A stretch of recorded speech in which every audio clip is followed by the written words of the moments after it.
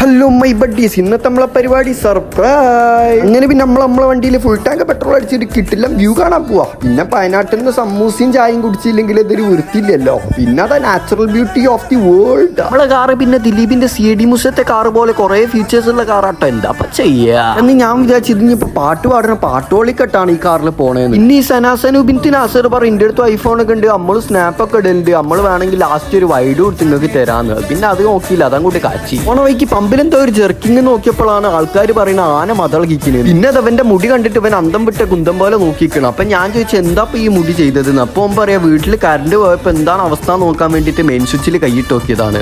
ഇനി ഈ കുരങ്ങന്മാരെ കണ്ടതിൽ അമ്മ വലിയ സന്തോഷമില്ല, കാരണം നമ്മളെ കൂടുതലും ഇങ്ങനത്തെ ആൾക്കാരായതിനൊക്കെ നമ്മള് വിട്ട്. പിന്നെ ശാന്തിയും സമാധാനവും സന്തോഷവും ഒപ്പരം വന്നൊരു ഫീൽ കിട്ടോ. നമ്മളെ മുത്തിന് ആസറങ്ങൾ പിന്നെ എല്ലാ എൻജോയ്മെന്റിനും ഉറങ്ങാന്നുള്ള മൂപ്പരൊരു വീക്ക്നെസ് ആട്ടോ. പിന്നെ എന്റെ മനസ്സിലുണ്ട് എന്തിനാണ് ഈ പാവത്തിന് ഇങ്ങനെ വീഡിയോ ഇടുന്നത്. പാവല്ല. ഇങ്ങനെ കേരളത്തിനോട് നന്ദി പറഞ്ഞു പിന്നെ തുടങ്ങിയില്ല മോനെ.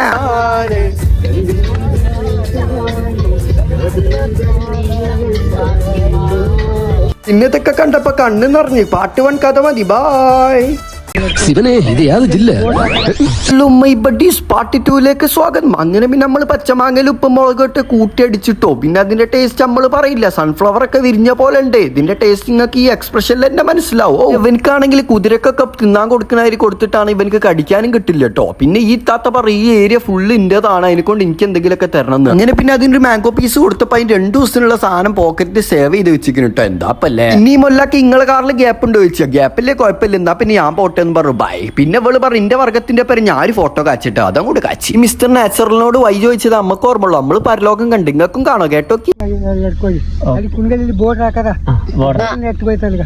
ഇങ്ങനെ ആടുജീവിതത്തിൽ പൃഥ്വിരാജിന്റെ ചെമ്മരിയാടിന്റെ കുറച്ച് സീന് കണ്ടിട്ടോ. അൽഹംദുലില്ലാ. പിന്നെ ഇതാണ് ആടിന്റെ പാപ്പൻ ഈരപ്പൻ ഗൗഡ. അങ്ങനെ പിന്നെ നമ്മളെ ലൊക്കേഷനിലെത്തി. ഫ്ലവറിന്റെ ഓയിലും വെളിച്ചെണ്ണി നമ്മൾ കണ്ടിട്ടുള്ളൂ. ഇതിന്റെ നാച്ചുറൽ ബ്യൂട്ടിയും വിഷ്വൽ ബ്യൂട്ടിയും ഒന്നും പറയാല്ല. പിന്നെ ഇവള് ഒരേ ഫോട്ടോ എടുക്കല് കേട്ടോ. ഇന്നത്തെ സ്റ്റാറ്റസ് സ്റ്റേ വിത്ത് സൂര്യകാന്തി എന്നും പറ ഒരേ പോസ്റ്റ്.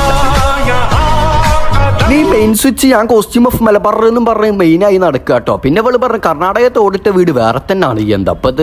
പിന്നെ ഈ റെഡിങ് ഇപ്പൊ മരിച്ചാലും കുഴപ്പമില്ല, ഒരു സുപ്രാത്തിൽ ഇത്ര നല്ലൊരു ഫാൻസ് എനിക്ക് ഉണ്ടായല്ലോ എന്ന് അറിയുന്നുണ്ട് കേട്ടോ. പിന്നെ പോണ വഴിക്ക് കൊമ്പനാനെ കണ്ടപ്പോ ഇന്നത്തെ യാത്ര കഥ മതി. ബായ്.